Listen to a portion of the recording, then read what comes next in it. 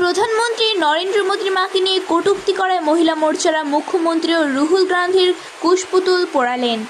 পশ্চিমবঙ্গ থেকে সমরেশ রায় ও সম্পদা সের ভিডিও চিত্রে বিস্তারিত দেখুন। সাথে থাকছি আমি তাবাসসুম তনয়া।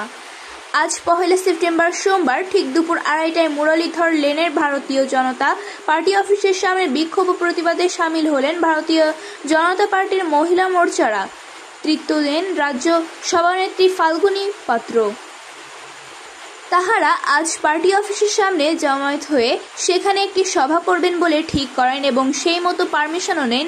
মঞ্চ বাঁধাতেও শুরু করেন। সভা শেষে মিছিল করে যোগাযোগ ভবনের কাছে গিয়ে মিছিল শেষ করেন, কিন্তু পারমিশন থাকা সত্ত্বেও প্রশাসনের অফিসাররা তাদের মঞ্চ ভেঙে দেন। পুলিশ প্রশাসনের অফিসাররা এতে আরও ক্ষুব্ধ হয়ে ওঠেন মহিলা মোর্চার সদস্যরা। তবুও তারা সেই ভঙ্গমঞ্চের উপরেই সভা করেন এবং পুলিশদের তিরস্কার করেন। বলেন, আপনাদের কিছু করার থাকে করে নেবেন, আমরা এখান থেকেই বিক্ষোভ ও প্রতিবাদ মিছিল করব ও সভা করব। আপনারা তৃণমূলের ছাতা ধরা চটি চাটা, তাই তাহাদের কথায় উঠে বসেন, আমরা এতে ভয় পাই না। আজকের এই বিক্ষোভ ও প্রতিবাদ মিছিলে উপস্থিত ছিলেন মহিলা মোর্চার রাজ্য সভানেত্রী ফাল্গুনী পাত্র, উপস্থিত ছিলেন লকেট চ্যাটার্জি সহ অন্যান্য নেতৃবৃন্দ। মহিলা মোর্চার পাশে দাঁড়িয়েছেন তাপস রায়, কুশল পাণ্ডে, তমগ্ন ঘোষ, সুবোধ, নারায়ণ চ্যাটার্জি সহ অন্যান্যরা।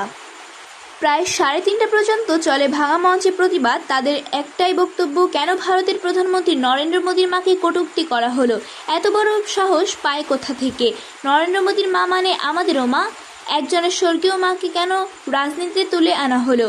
তার জবাব মহুয়া মিত্রকে দিতে হবে। মন্ত্রী হয়ে এত বড় স্পর্ধা আছে কোথা থেকে?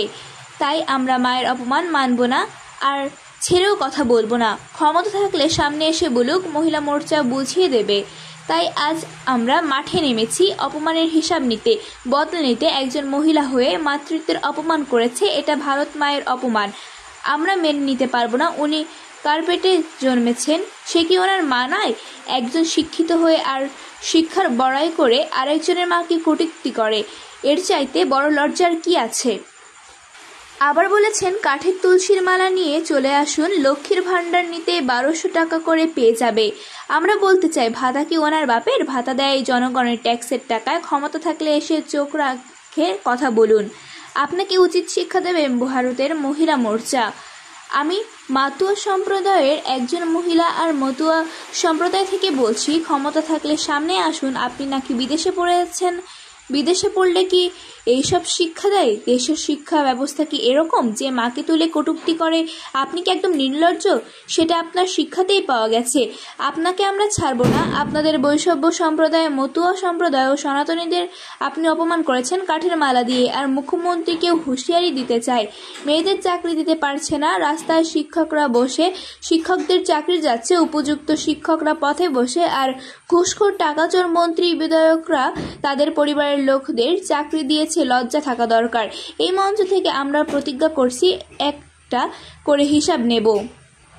বিক্ষোভের মধ্য দিয়ে ও প্রতিবাদের মিছিল এগিয়ে যাক ঠিক যোগাযোগ ভ্রমণের কাছে, আর সমাধান করে দেন প্রশাসনের অফিসারদের।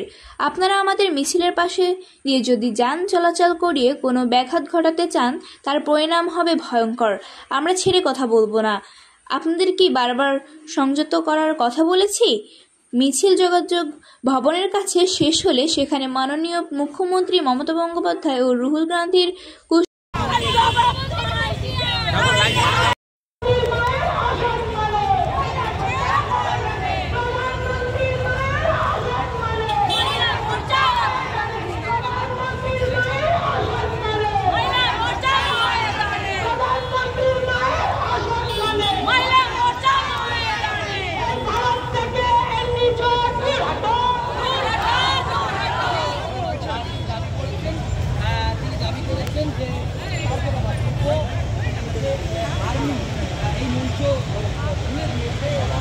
বিজেপি